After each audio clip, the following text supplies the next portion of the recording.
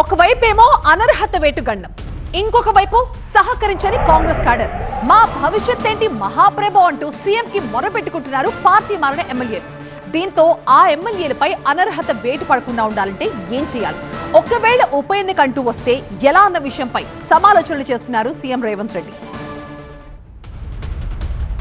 Party మారిన ఎమ్మెల్యేలు CM Revanth తో ప్రత్యేకంగా సమావేశం కావడం హాట్ టాపిక్ గా మారింది.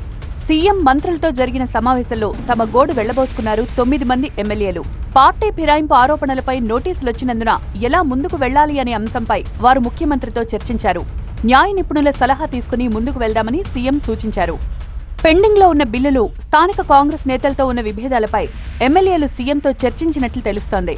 పెండింగ్ బిల్లులు రాకపోవడం వల్ల తాము ఇబ్బందులు పడుతున్నామని, వాటిని వీలైనంత త్వరగా విడుదల చేయాలని వారు సీఎం దృష్టికి తీసుకువెళ్లినట్లు సమాచారం.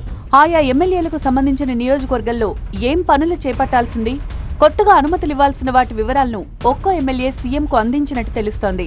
తమ నియోజకవర్గాల్లో స్థానిక కాంగ్రెస్ నేతలు అభివృద్ధికి సహకరించడం లేదని, తమపై ఆరోపణలు చేస్తూ క్షేత్రస్థాయిలో ఇబ్బందులు పెడుతున్నారని పలువురు ఎమ్మెల్యేలు సీఎం దృష్టికి తీసుకొచ్చినట్టు సమాచారం.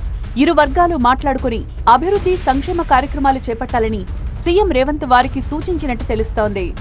మరోవైపు తాను బీఆర్ఎస్ లోనే ఉన్నానని, సభ్యత్వం రద్దు చేసుకుని కాంగ్రెస్ లో చేరలేదు అంటున్నారు భద్రాచలం ఎమ్మెల్యే తెల్లం వెంకట్రావు. నియోజకవర్గ అభివృద్ధి కోసమే కాంగ్రెస్ వెంట నడుస్తున్నానని తెలిపారు. గద్వాల ఎమ్మెల్యే కృష్ణమోహన్ రెడ్డి కూడా తాను కాంగ్రెస్ లో చేరలేదన్నారు. అసెంబ్లీలో బీఆర్ఎస్ కి 37 మంది ఎమ్మెల్యేల బలం ఉందని చెప్పారని, అంటే తాను బీఆర్ఎస్ లో ఉన్నట్లే అన్నారు. ఈరోజు గౌరవ మాజీ ముఖ్యమంత్రి కేసీఆర్ ఫోటో నాది ఉంది, మళ్ళీ నా ఇంట్లో కూడా ఉంది. వాళ్ళు ఎందుకు నన్ను ఇబ్బంది పెడుతున్నారు తప్ప నేను టీఆర్ఎస్ పార్టీలోనే ఉన్నా. ప్రభుత్వానికి వ్యతిరేకంగా పనిచేస్తే మళ్ళీ ఈరోజు మనల్ని నమ్ముకున్న ప్రజలకి అన్యాయం చేసినట్టుంది.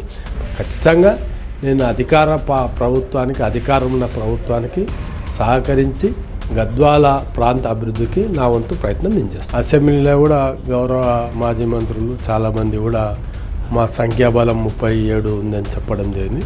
మళ్ళీ 37 ఉన్నప్పుడు మేమేం పోనట్లా కదా. అయితే 10 మంది బీఆర్ఎస్ ఎమ్మెల్యేలు కాంగ్రెస్ లో చేరిన విషయాన్ని టీపీసీసీ చీఫ్ మహేష్ గౌడ్ అంగీకరించారని, కడియం శ్రీహరి కూడా ఈ విషయాన్ని ఒప్పుకున్నారన్నారు కేటీఆర్. పీసీసీ ప్రెసిడెంట్ తన నేర ఆరోపణను, అభియోగాన్ని ఒప్పుకున్నాడు ఆల్రెడీ బహిరంగంగా. ఓ టీవీ చర్చలో పీసీసీ ప్రెసిడెంట్ గారిని అడిగినారు, ఏమండి ఎమ్మెల్యేలు చేరినారు అంటే, అవును చేరినారు మా కాంగ్రెస్ పార్టీలో అని చెప్పిండు. ఇక నేరాంగీకారం జరిగిన తర్వాత విచారణ ఎందుకు, కడియం శ్రీహరి చెప్పిండు ఓపెన్గా, నేను కాంగ్రెస్ పార్టీలో చేరినా మొన్ననే చెప్పిండు. తెచ్చుకోండి, బైట్స్ ఉన్నాయి కదా. స్పష్టంగా అప్రూవర్గా మారిపోయిన తర్వాత పీసీసీ అధ్యక్షుడు, కాంగ్రెస్ పార్టీ అధ్యక్షుడు, ఇంకా విచారణ ఏముంది, ఇంకోటి ఏముంది చేనికే.